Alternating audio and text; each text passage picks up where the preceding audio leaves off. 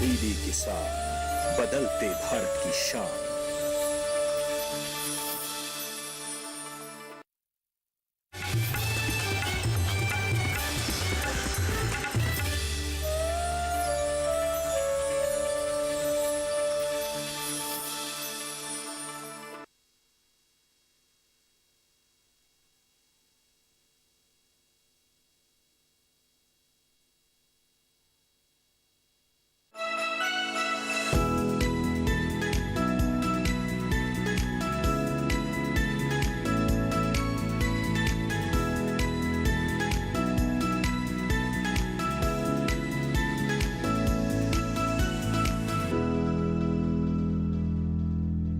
नमस्कार, आप देख रहे हैं दूरदर्शन किसान कृषि दर्शन की एक नई कड़ी में मैं अदिति शर्मा आप सभी का स्वागत करती हूं। किसान भाइयों बहनों, हमारा ये कार्यक्रम खास है क्योंकि इसके जरिए कुछ खास जानकारियां ही तो हम आप तक पहुंचाते हैं।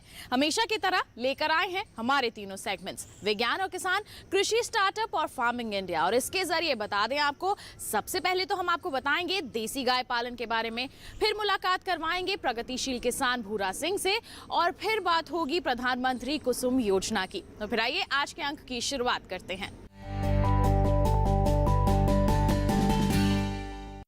आइए अब कार्यक्रम में नजर डालें हमारे पहले सेगमेंट विज्ञान और किसान पर। किसान भाइयों बहनों, पशुपालन का ग्रामीण अर्थव्यवस्था में बहुत ही महत्वपूर्ण योगदान रहा है। ये बात हम सभी जानते हैं। हमारे जो गांववासी हैं या फिर कहें जो हमारे किसान हैं, वो देसी गायों का पालन करते आ रहे हैं और अब तो इसकी ओर उनका रुझान और भी ज़्यादा बढ़ गया है क्योंकि देसी गाय के दूध की मांग लगातार बढ़ती जा रही है। तो किस तरह से देसी गाय पालन करके इसे आप अपने लिए फायदेमंद बना सकते हैं, अपनी आमदनी को और भी ज़्यादा बढ़ा सकते हैं, आइए जाने हमारे सेगमेंट में।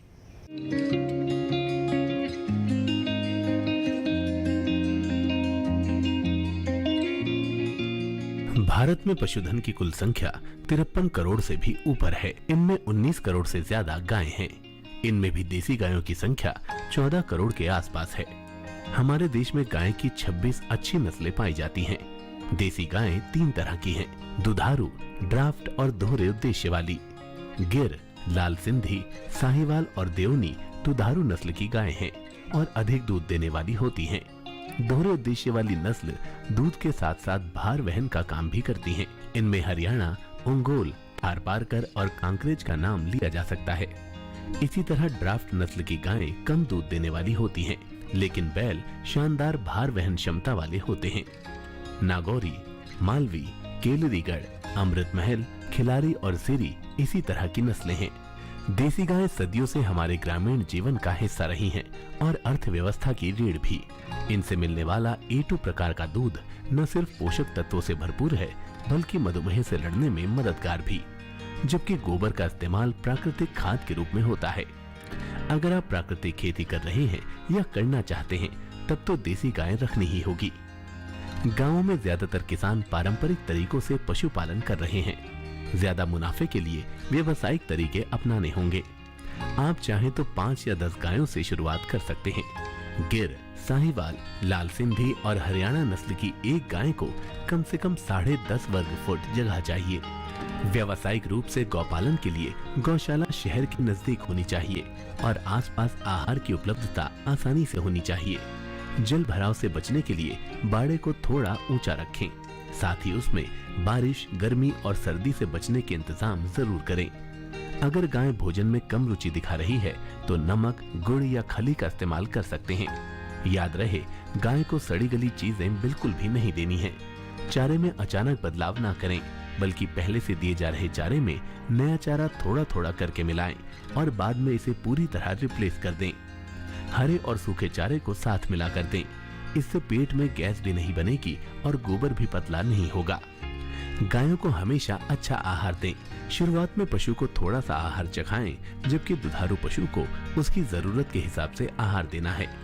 मान लीजिए आपकी गाय 2 लीटर दूध दे रही है तो उसे 1 किलो पशु आहार खिलाना है। पशु को सुबह या शाम के समय 30 से 40 मिनट तक टहलाना और चराना अच्छा रहता है।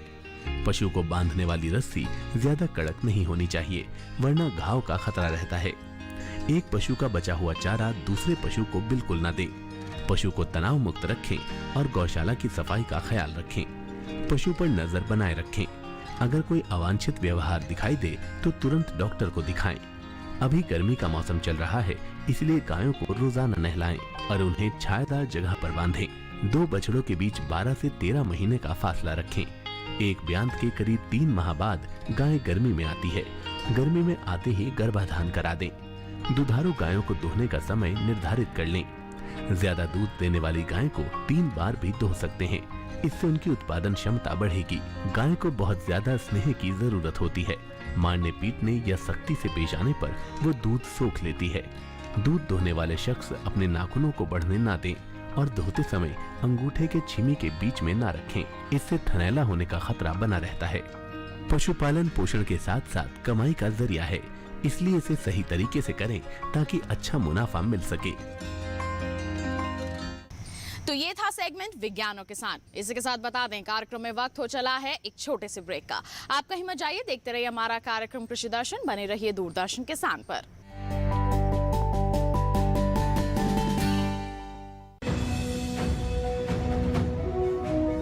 भारत सरकार का हर प्रयास किसानों को दे रहा है एक नई आस। देश के किसानों की खुशहाली और उन्हें आत्मनिर्भर बनाने के लिए भारत सरकार समर्पित है। प्रधानमंत्री श्री नरेंद्र मोदी जी के नेतृत्व में कृषि क्षेत्र में किए गए निरंतर प्रयासों के फलस्वरूप देश खाद्यान्न व बागवानी के क्षेत्र में आत्मनिर्भर हो चुका है और देश में दलहन का उत्पादन भी बढ़ा है। इसी तरह भारत सरकार ने खाद्य तेलों के उत्पादन को बढ़ाने के भी अनेक प्रयास किए हैं। इसी क्रम को आगे बढ़ाते हुए माननीय प्रधानमंत्री श्री नरेंद्र मोदी जी के नेतृत्व में भारत सरकार ने दूरदर्शी निर्णय लेते हुए राष्ट्रीय खाद्य तेल मिशन ऑयल पाम की शुरुआत की है। इस मिशन से देश भर के किसानों को बहुत लाभ मिलेगा। कृषि के पूंजी निवेश में वृद्धि होगी, खाद्य तेल आयात पर देश की निर्भरता कम होगी और रोजगार के नए अवसर पैदा होंगे। खाने के तेल में आत्मनिर्भरता के लिए अब राष्ट्रीय खाद्य तेल मिशन ऑयल पाम का संकल्प लिया गया है। इससे किसानों को तो सीधा लाभ होगा ही, गरीब और मध्यम वर्ग के परिवारों को सस्ता और अच्छी क्वालिटी का तेल भी मिलेगा। यही नहीं, ये मिशन बड़े स्तर पर रोजगार का निर्माण करेगा। इस मिशन के अंतर्गत ऑयल पाम का रकबा और पैदावार बढ़ाने पर जोर देने के लिए सरकार ने 11,000 करोड़ रुपए से अधिक की सहायता राशि निर्धारित की है। मिशन के तहत सरकार ने ऑयल पाम की खेती के लिए रोपण आदि की सहायता में बढ़ोतरी करते हुए पहले मिलने वाले 12,000 रुपए प्रति हेक्टेयर को बढ़ाकर 29,000 रुपए प्रति हेक्टेयर तक कर दिया है। ऑयल पाम के पुराने बागों के पुनरुद्धार के लिए 250 रुपए प्रति पौधा के हिसाब से विशेष सहायता दी जा रही है। पौधारोपण सामग्री की कमी दूर करने और बीजों की पैदावार करने वाले बागों को भी सहायता दी जाएगी। इसके तहत 15 हेक्टेयर ऑयल पाम उद्यान के लिए 80 लाख रुपए तक की सहायता राशि दी जाएगी। इसके अलावा नर्सरी विकास के लिए 40 लाख रुपए तक तय किए गए हैं। पूर्वोत्तर और अंडमान राज्यों के लिए विशेष सहायता का भी प्रावधान है। ऑयल पाम के किसान ताजे फलों के गुच्छे यानी FFB का उत्पादन करते हैं, जिनकी वर्तमान में कीमतें अंतर्राष्ट्रीय मूल्यों में उतार चढ़ाव के आधार पर तय होती हैं। पहली बार केंद्र सरकार ताजे फलों के गुच्छे की कीमत के लिए किसानों को आश्वासन दे रही है। ये व्यवहार्यता मूल्य यानी VP कहलाएगा, यानी किसानों को कोई घाटा नहीं होने दिया जाएगा। व्यवहार्यता मूल्य VP तय करने की शुरुआत 1 नवंबर से होगी और अगले वर्ष 31 अक्टूबर तक जारी रहेगी। इसे ऑयल पाम वर्ष कहा जाएगा। इस योजना के तहत वर्ष 2025-26 तक ऑयल पाम का रकबा 6.5 लाख हेक्टेयर सृजित करने और कच्चे ऑयल पाम की पैदावार वर्ष 2025-26 तक 11.20 लाख टन पहुंचाने का लक्ष्य निर्धारित किया गया है। सरकार के इस महत्वपूर्ण निर्णय से देश में ऑयल पाम की खेती करने वाले किसानों में विश्वास पैदा होगा और वे खेती का रकबा बढ़ाएंगे। इस तरह पाम ऑयल का उत्पादन भी बढ़ेगा, जिससे किसानों की आय बढ़ेगी और ग्रामीण अर्थव्यवस्था भी सुदृढ़ होगी।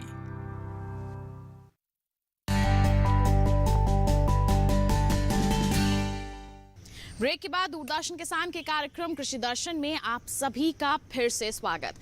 आइए अब नजर डालें हमारे सेगमेंट कृषि स्टार्टअप पर। नई सोच और नए जज्बे के साथ बता दें आपको, एक नया मुकाम हासिल किया जा सकता है, सफलता हासिल की जा सकती है और ऐसा ही कुछ कर दिखाया है हमारे आज के प्रगतिशील किसान भूरा सिंह जी ने। कैसा रहा है इनका कामयाबी का सफर, कैसे इन्होंने इन ऊंचाइयों को छुआ है, आइए जाने हमारे सेगमेंट में।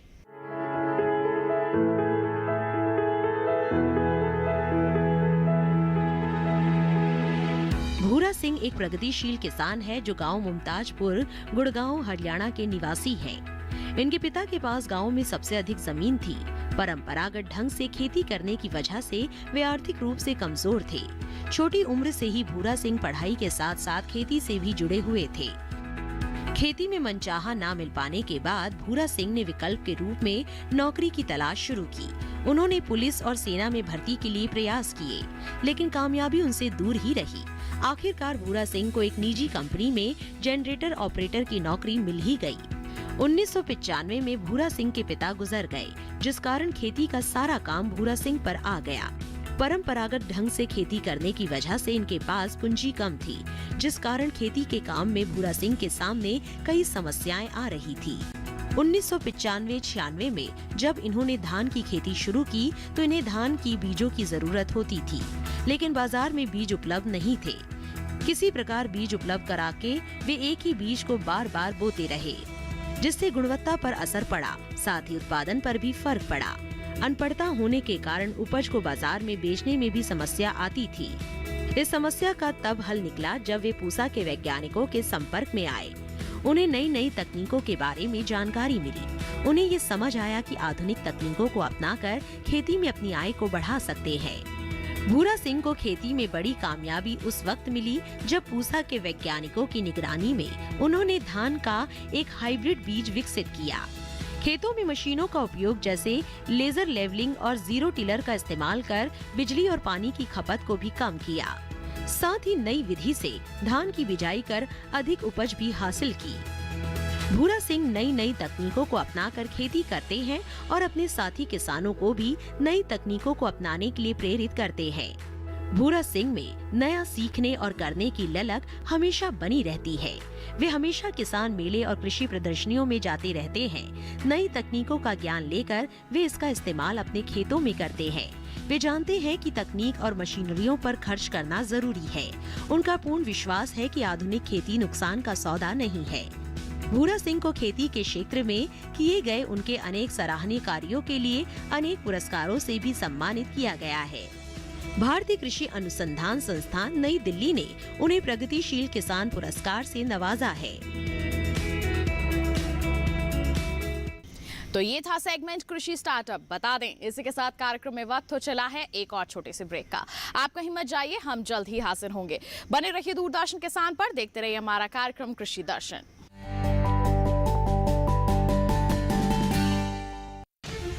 अन्नदाता किसानों की खुशहाली और उनकी आय में बढ़ोतरी के लिए भारत सरकार लगातार प्रयासरत है। माननीय प्रधानमंत्री श्री नरेंद्र मोदी जी के दूरदर्शी नेतृत्व में पिछले 7 वर्षों में खेती को आधुनिक और किसानों को आत्मनिर्भर बनाने के लिए कई निर्णय लिए गए हैं। छोटा किसान बने देश की शान, ये हमारा सपना है। देश के 80% से ज्यादा किसान ऐसे हैं जिनके पास 2 हेक्टेयर से भी कम जमीन है। अब देश में इन्हीं छोटे किसानों को ध्यान में रखते हुए कृषि सुधार किए जा रहे हैं, निर्णय लिए जा रहे हैं। प्रधानमंत्री किसान सम्मान निधि योजना की शुरुआत 24 फरवरी 2019 को माननीय प्रधानमंत्री श्री नरेंद्र मोदी जी के द्वारा की गई थी। पीएम किसान योजना का पूरा खर्च भारत सरकार वहन करती है। इसके तहत लाभार्थी किसानों को हर साल 6,000 रुपए की सम्मान राशि 2,000 रुपए की 3 समान किस्तों में सीधे उनके बैंक खातों में हस्तांतरित की जाती है। अब तक 11 करोड़ से भी अधिक लाभार्थी किसानों के बैंक खातों में 1,58,000 करोड़ रुपए से अधिक की राशि सीधे ट्रांसफर की जा चुकी है। किस्तों की जानकारी किसानों को एसएमएस के माध्यम से दी जाती है। இப்போ நேரா நாங்க வந்து பேங்க்குக்கு ஆக்சுவல் போகும்போது அந்த பணத்தை நாங்க வித்ரா பண்ணிட்டு வந்து நாங்க விவசாயம் பண்ணிக்கிறோம்। इस मदद से बुआई के पहले अब किसानों को बीज, खाद, कीटनाशक और कृषि संबंधी अन्य जरूरतों के लिए साहूकारों के आगे हाथ नहीं फैलाना पड़ता। અને એના લીધે મારે કોઈ જોડે કે સગા સંબંધી કે મિત્રો જોડે મારે ઉછીના પૈસા લેવાની જરૂર પડતી નથી અને એનાથી હું સારી એવી खेती કરી શકું છું। इस योजना से मिले लाभ तथा आवेदन की स्थिति देखने के लिए पीएम किसान पोर्टल लॉन्च किया गया है। इस पोर्टल के माध्यम से पात्र किसान अपना पंजीकरण स्वयं करने के साथ साथ अब तक मिले लाभ और अपने आवेदन की स्थिति फार्मर्स कॉर्नर से देख सकते हैं। इस योजना का लाभ पात्र किसानों को ही मिल सके, इसके लिए इस प्रक्रिया को फूल प्रूफ बनाते हुए इसे आधार और इनकम टैक्स वेरिफिकेशन के साथ साथ फिजिकल वेरिफिकेशन से भी जोड़ा गया है। इसके अलावा किसानों की सुविधाओं और जानकारी के लिए पीएम किसान मोबाइल ऐप भी विकसित किया गया है। पीएम किसान सम्मान निधि योजना का लाभ देश के सभी राज्यों और केंद्र शासित प्रदेशों के किसानों को मिल रहा है। इसे हासिल करके हमारा किसान सबल और आत्मनिर्भर हो रहा है। इस स्कीम ने हमारा भारत सरकार ने हमारा किसान के लिए बहुत बड़ा सम्मान दिया है। इसीलिए हम भारत सरकार को, प्रधानमंत्री नरेंद्र मोदी जी को हम बहुत बहुत धन्यवाद देती हूँ। आत्मनिर्भर भारत की पहचान प्रगतिशील और समर्थ किसान।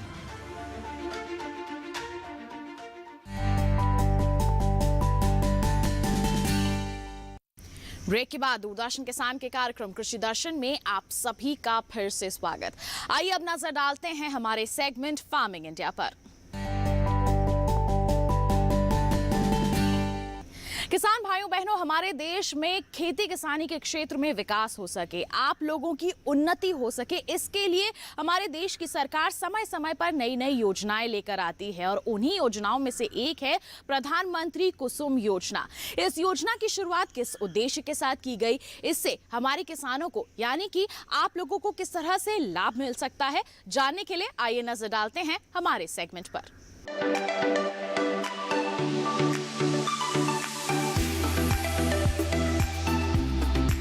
सरकार ने फरवरी 2019 में प्रधानमंत्री किसान ऊर्जा सुरक्षा एवं उत्थान महाअभियान पीएम कुसुम योजना शुरू करने की मंजूरी दी थी।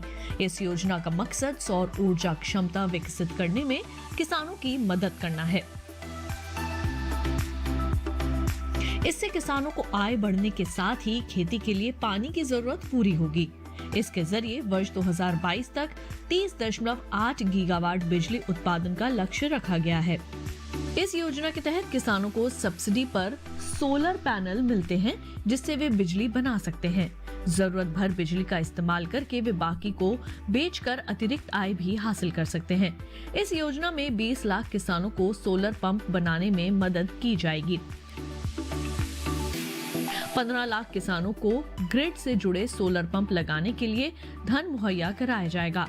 इस योजना पर सरकार ने 34,422 करोड़ रुपए खर्च करने का ऐलान किया है। पीएम कुसुम योजना के 3 घटक हैं। पहला, विकेंद्रित ग्रिड से जुड़ी 10,000 मेगावाट की क्षमता के सोलर पावर प्लांट स्थापित करना, जिसमें हर प्लांट की क्षमता 2 मेगावाट तक की होगी। दूसरा घटक 20 लाख सौर ऊर्जा चालित कृषि पंपों की स्थापना। 15 लाख किसानों के सिंचाई पंप को सोलर पंप से जोड़ना। इस योजना के जरिए बिजली और डीजल से चलने वाले सिंचाई पंप को सोलर एनर्जी से चलने वाले पंप में बदला जाएगा। सोलर पैनल से मिलने वाली बिजली का इस्तेमाल किसान पहले अपने सिंचाई के काम में करेंगे। उसके अलावा जो अतिरिक्त बिजली बचेगी उसे विद्युत बिजली वितरण कंपनी को बेचकर किसान 25 साल तक आमदनी कमा सकते हैं और प्रदूषण भी कम होगा। सोलर पैनल 25 साल तक चलेगा और इसका रखरखाव भी आसान है। इससे किसानों को हर साल 1 एकड़ पर 60,000 रुपए से 1 लाख रुपए तक की आमदनी अगले 25 साल तक हो सकती है। किसानों को अपने में सोलर पैनल स्थापित करने के लिए केवल 10% रकम का भुगतान करना होता है। केंद्र और राज्य सरकार किसानों को बैंक खाते में 60% की सब्सिडी देती है। केंद्र और राज्य की ओर से बराबर का योगदान देने का प्रावधान है और बैंक की ओर से 30% लोन का भी प्रावधान है। इस लोन को किसान अपने होने वाली आमदनी से भी आसानी से भर सकते हैं। किसानों को इस योजना का लाभ उठाने के लिए सरकारी वेबसाइट https://mnre.gov.in पर जाकर रजिस्ट्रेशन कराना होगा। इसके अलावा आधार कार्ड, प्रॉपर्टी के दस्तावेज और बैंक खाते की जानकारी भी देनी होगी।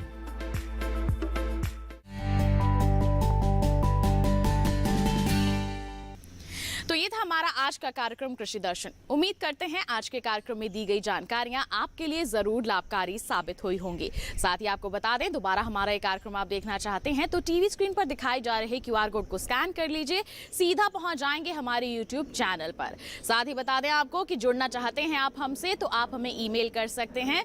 ईमेल ID है हमारी krishidarshan@gmail.com। आप हमारा पता भी नोट कर सकते हैं। पता है हमारा कृषि दर्शन, कमरा number 59A, CPC Doordarshan, Khelgaon, नई दिल्ली 110049। तो इसी के साथ हमें दीजिए इजाजत। आप बने रहिए दूरदर्शन किसान पर। नमस्कार।